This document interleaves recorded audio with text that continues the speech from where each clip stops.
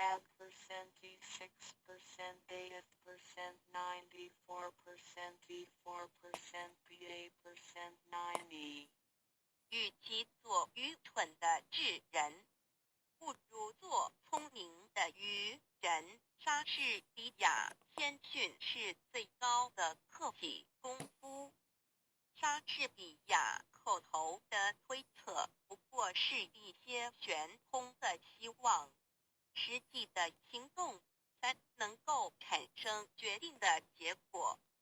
莎士比亚爱情，它会随着全身的血液，像思想一般迅速通过了五官四肢，使每一个器官发挥双倍的效能。它使眼睛增加一重明亮，恋人眼中的光芒可以使猛鹰炫目，恋人的耳朵听得出最为气的声音，任何鬼祟的奸谋都逃不过他的知觉。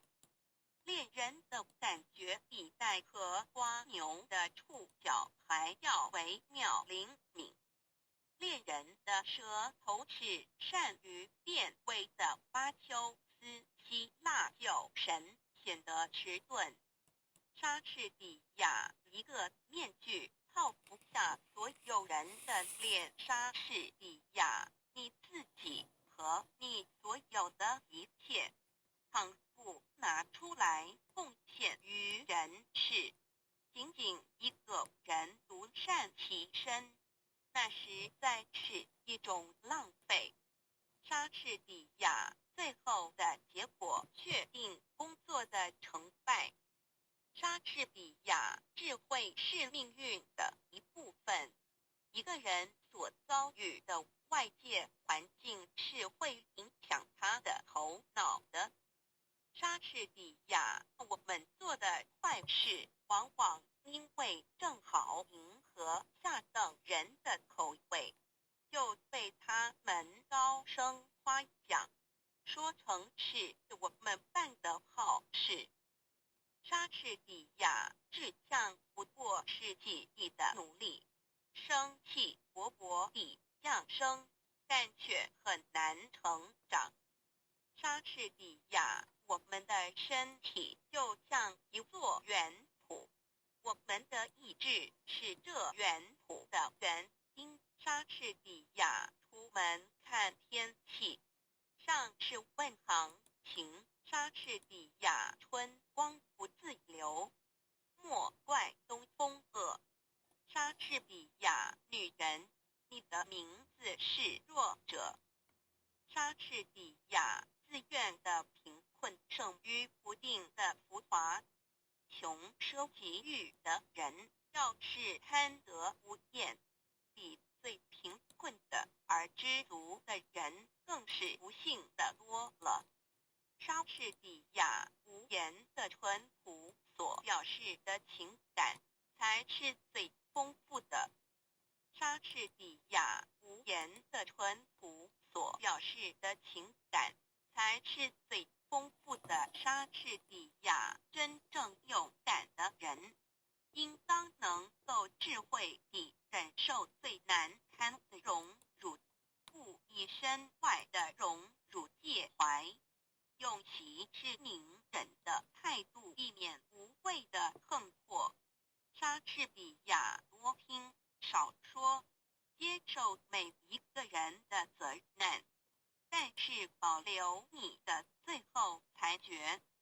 莎士比亚点燃了的火炬不是为了火炬本身，就像我们的美德应该超过自己照亮别人，否则等于没用。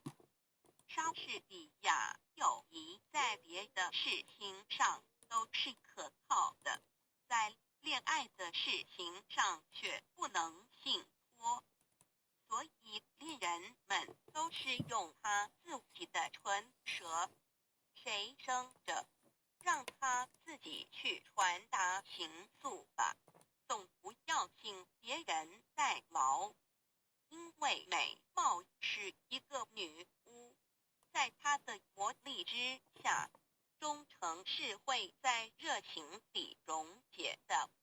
莎士比亚世间的任何事物，追求时候的兴致总要比享用时候的兴致浓烈。一艘轻下水的船只扬帆出港的当儿，多么像一个娇小的少年，给那轻狂的风儿爱抚搂抱。可是等到他回来的时候，船身已遭风日的侵蚀，船帆也变成了百结的破捺。他有多么像一个落魄的浪子，给那轻狂的风儿肆意欺凌。莎士比亚真理是永远蒙蔽不了的。莎士比亚一个本领超群的人，必须在一群劲敌之前，才能够显出他的不同凡俗的身手。莎士比亚品性是一个人的内在，名誉是一个的外貌。莎士比亚世界上有一种人，他们的脸上装出一副心如止水的神气，故意表示他们的冷静，好让人家称赞他们一生智慧深沉，思想渊博。他们的神气之间，好像说，我的说话都是轮音天语，我要是一张开嘴唇来，不许有一头狗乱叫。我看透这一种人，他们只是因为不说话，博得了智慧的名声。可是我可以确定说一句，要是他们说起话来，听见的人，谁都会骂他们是傻瓜的。莎士比亚每一个被束缚的奴隶都可以凭着他自己的手挣脱他的锁链。莎士比亚凭着日晷上前丝的阴影，你也能知道时间在偷偷地走向亘古。莎士比亚草率的婚姻少美满。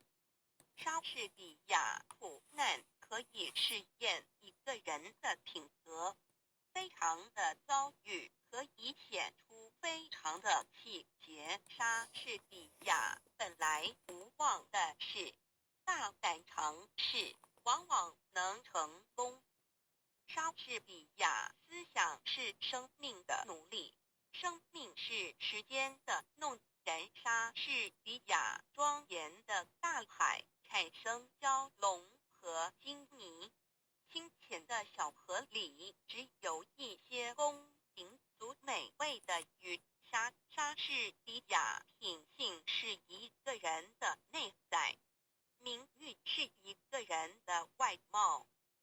莎士比亚一个使性子的女人，就像翻腾的浊水，纵使口干舌燥，也不愿啜饮一口。莎士比亚真实爱情的途径并不平坦。莎士比亚无论男人女人，名誉是他们灵魂里面最切身的珍宝。谁偷窃我的钱囊？